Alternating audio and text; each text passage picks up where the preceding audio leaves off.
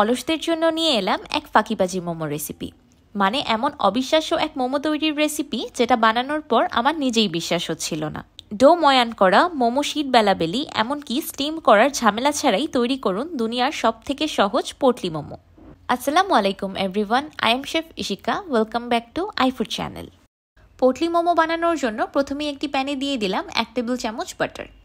বাটারটা মেল্ট হয়ে আসলে দিয়ে দিব 1 কাপ রাফলি চপড মুরগির বুকের মাংস। আপনারা ইচ্ছে করলে এখানে চিকেন ব্রেস্ট পিসের পরিবর্তে থাই পিসটাও ব্যবহার করতে পারবেন।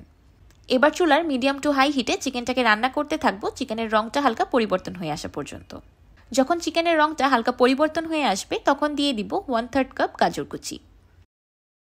গাজরগুলোকে চিকেনের সাথে 3 সেকেন্ডের মতো সটে করে নিয়ে দিয়ে দিলাম 1 চা চামচ রসুনের গুঁড়া, 1 চা চামচ আদার গুঁড়া আর 1 চা চামচ চিলি ফ্লেক্স। আপনারা ইচ্ছে করলে এখানে আদা রসুন গুঁড়ার পরিবর্তে আদা রসুন বাটাটাও ব্যবহার করতে পারবেন, কিন্তু যেহেতু আমি ঝটপট ফাঁকিবাজি মোমো রেসিপি বানাচ্ছি তাই আমি এখানে সব গুঁড়ো মশলাগুলোই ব্যবহার করলাম যেন মোমোর ফিলিংটা খুব দ্রুত তৈরি হয়ে যায়। এবার দিয়ে দিলাম 1 চা চামচ বা স্বাদ মতো লবণ, 1/4 চা চামচ ফ্রেশলি ক্রাশড ব্ল্যাক পেপার, 1 চা চামচ লাইট সোয়া সস আর 1 চা চামচ ভিনেগার। এবার সবগুলো মশলা একসাথে খুব ভালোভাবে মিশিয়ে চিকেনটাকে রান্না করতে থাকবো সিদ্ধ হয়ে আসা পর্যন্ত। যেহেতু এটা মুরগির বুকের মাংস তাই সিদ্ধ হতে বেশি সময় লাগবে না। এবার এই চিকেনের মিক্সচারটাকে চুলা থেকে নামিয়ে নিব। নেড়েচেড়ে আমি চিকেনের মিক্সচারটাকে 1 মিনিটের মতো ঠান্ডা করে নিয়েছি। এবার চিকেনের মিক্সচারে অ্যাড করে দিলাম 2 টেবিল চামচ মেয়োনিজ। আপনারা ইচ্ছে করলে এখানে মেয়োনিজের পরিবর্তে ফ্রেশ ক্রিমও ব্যবহার করতে পারবেন।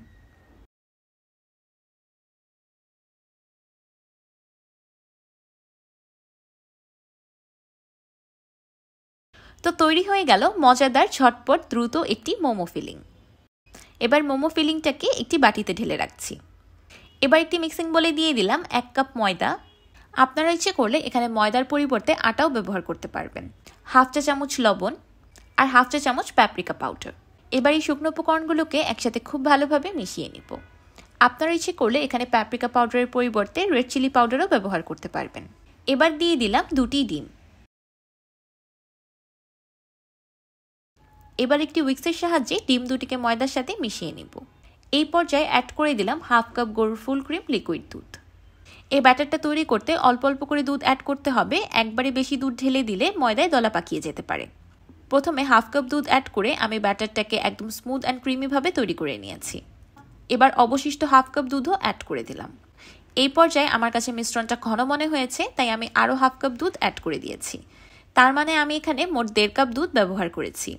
যেহেতু সব আটা ময়দার শোষণ ক্ষমতা একরকম থাকে না তাই আপনাদের ক্ষেত্রে দুধের পরিমাণটা অল্প একটু কম বা বেশিও লাগতে পারে। আজকে আমার ইচ্ছে করছিল একটু কালারফুল মোমোস তৈরি করার, সেই জন্য দিয়ে দিলাম 1/2 চা চামচ রেড ফুড কালার। আপনারা ইচ্ছে করলে এখানে ফুড কালারের পরিবর্তে বিটরুটের রসটাও ব্যবহার করতে পারবেন, এতে করেও খুব সুন্দর একটা রেড কালার আসবে। মোমোর ব্যাটার বানানো হয়ে গিয়েছে, এবার মোমো শিটগুলো বানানোর পালা। এবার একটি ছোট্ট ফ্রাইং প্যানে অল্প একটু তেল দিয়ে ব্রাশ করে নিলাম। এবার আগে থেকে তৈরি করে রাখা 1 চামচ মোমো ব্যাটার দিয়ে দিলাম। ফ্রাইং প্যানে মোমোর ব্যাটারটা হাতের সাহায্যে হালকা ঘুরিয়ে ছড়িয়ে দিলেই তৈরি হয়ে যাবে মোমো শিট। এই মোমো শিটগুলো হতে সর্বোচ্চ 30 সেকেন্ডের মতো সময় লাগবে। এক পাশ হয়ে যাওয়ার পর আমি মোমো শিটটাকে উল্টে দিয়েছি।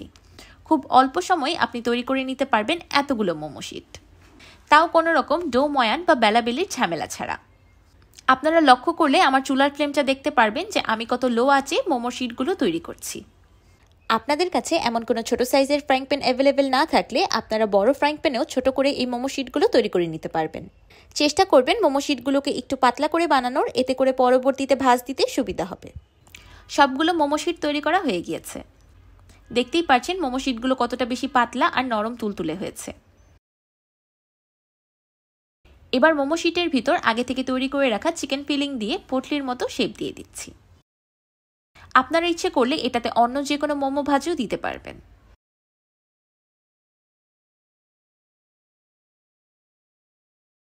এবার একটি পোলাও পাতার সাহায্যে পোটলির মুখটাকে বেঁধে দিলাম। আপনাদের হাতের কাছে পোলাও পাতা অ্যাভেলেবেল না থাকলে আপনারা এখানে পেঁয়াজ পাতাও ব্যবহার করতে পারবেন। তো তৈরি হয়ে গেল একটি পোটলি মোমো।